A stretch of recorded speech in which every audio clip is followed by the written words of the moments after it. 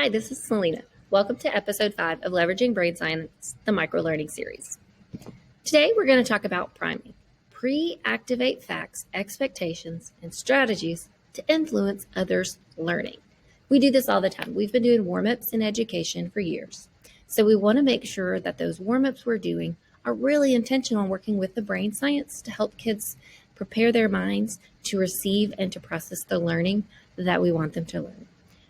The brain holds on to recent associations and it links them to new information, the cause and effect. So this is called priming. And there's a couple of different things you can prime when we are preparing our students to learn. We can do a concept prime, which activates facts and it guides their comprehension. This is activating the prior knowledge, having students recall or think about or bring back to the front of their working memory the concepts that we've been talking about in our class. That helps them get it there so that they can use that knowledge again to apply it and deepen the learning.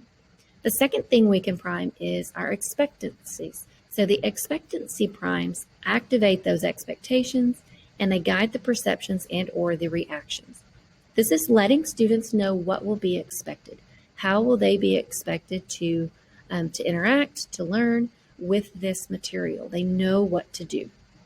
And the third thing is strategy. Strategy primes those procedural and it guides their performance. So it basically is priming them for how to be successful and how to interact with this information.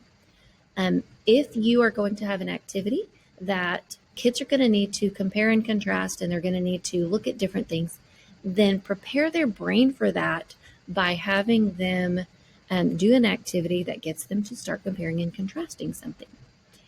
When you look over on the right-hand side of our screen, without any prime, you may or may not be able to easily answer this. Can you fill in the blanks to determine this word?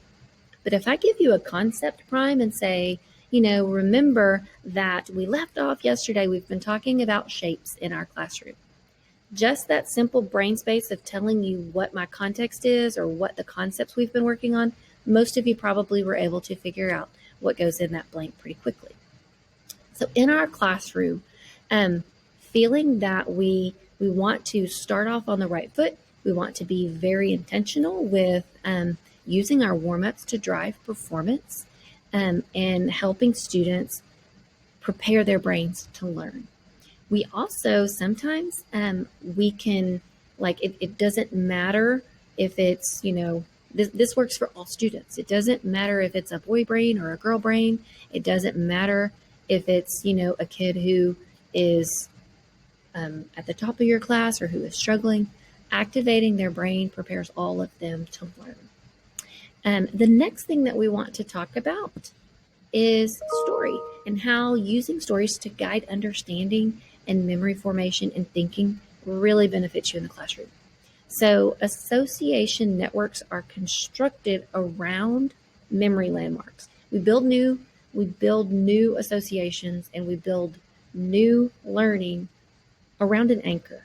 And stories make an ideal memory landmark for 3 different reasons. First of all, stories mimic the way that our brain naturally functions with cause and effect. Stories also allow for mental and emotional stimulation.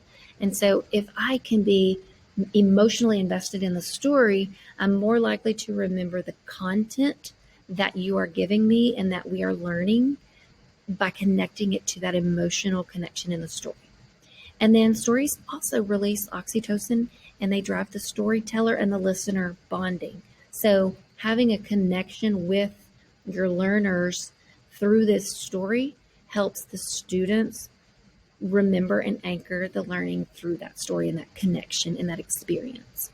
So when we are using stories in our classroom, open with a story. When telling the story, bring in how you feel or ask your audience how they feel.